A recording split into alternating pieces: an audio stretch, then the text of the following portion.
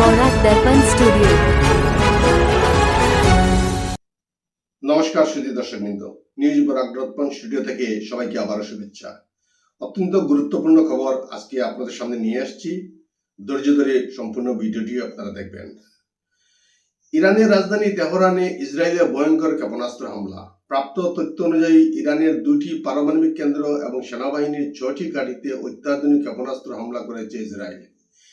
এই অভিযানের নাম অপারেশন রাইজিং লায়ন দিয়েছে ইসরায়েল। জানা গেছে, ইরানের রাজধানী তেহরান সহ একাধিক গুরুত্বপূর্ণ স্থানে হামলা চালায় ইসরায়েল।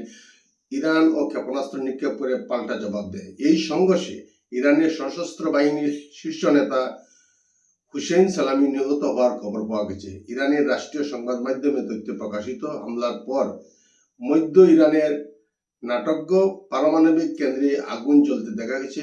অন্যদিকে এই হামলা প্রসঙ্গে ইসরায়েলের মন্তব্য, তারা ইরানের উপর আগাম প্রতিরোধমূলক হামলা চালিয়েছে, প্রয়োজনে আরও চলতে থাকবে। ইসরায়েলের জরুরি অবস্থা জারি করা হয়েছে।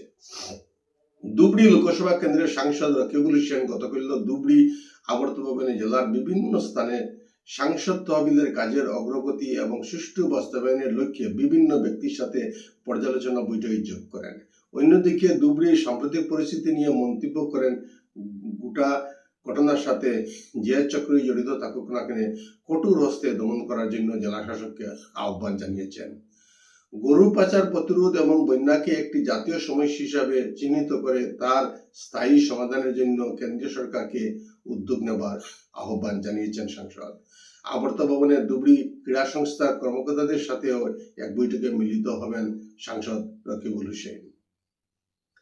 বলিউড অভিনেত্রী করিনা কাপুরের প্রাক্তন স্বামী সঞ্জয় কাপুর ইংল্যান্ডের গার্ডস পোলো ক্লাবে খেলার সময় অসাবধানতাবশত মুখে একটি মৌমাছি ঢুকে পড়ে এবং কামড় দেয়। সঙ্গে সঙ্গে শ্বাসরোধের পরিস্থিতি সৃষ্টি হয়। তিনি সঙ্গে সঙ্গে খেলার মাঠ ত্যাগ করেন। এরপর আচমকা মাটিতে লুটিয়ে পড়েন।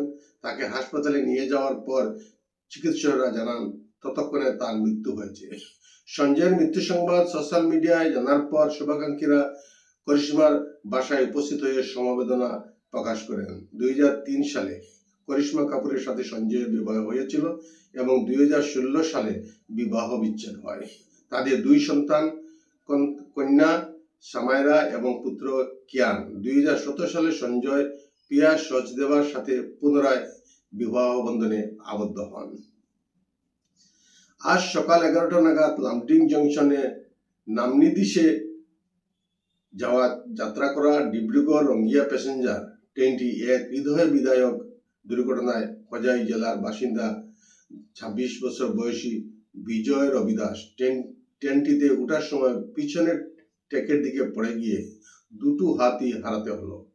চরম সংকটজনক অবস্থায় লামডিং জংশনের আরপিএফ তাকে উদ্ধার করে রেলওয়ে হাসপাতালে নিয়ে যায়, যদিও পরবর্তীতে উন্নত চিকিৎসার জন্য তাকে ডিপু মেডিকেল কলেজে স্থানান্তরিত করা হয়।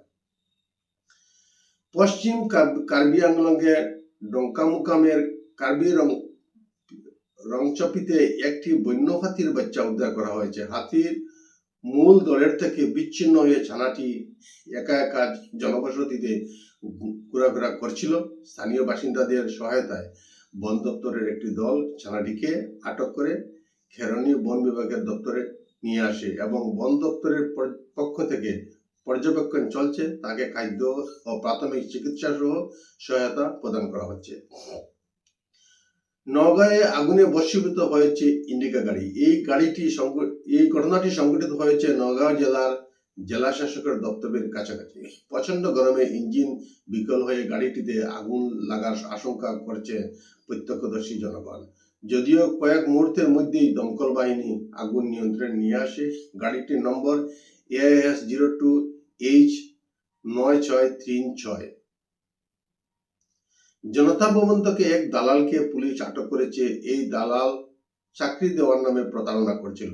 দ্বিতীয় ব্যক্তির নাম মিন্টু ডেকা বলে জানা গেছে। ভুয়ো নিয়োগপত্রের মাধ্যমে দালালি করছিল। এই ঘটনায় জড়িত এক মহিলাকেও গ্রেপ্তার করা হয়েছে। দ্বিতীয় মহিলার নাম মামনি কলিতা। জনতা ভবনের নিরাপত্তারক্ষীরা দালালদেরকে আটক করে এবং পরে তাদেরকে দিশপুর থানায় হস্তান্তর করা হয়।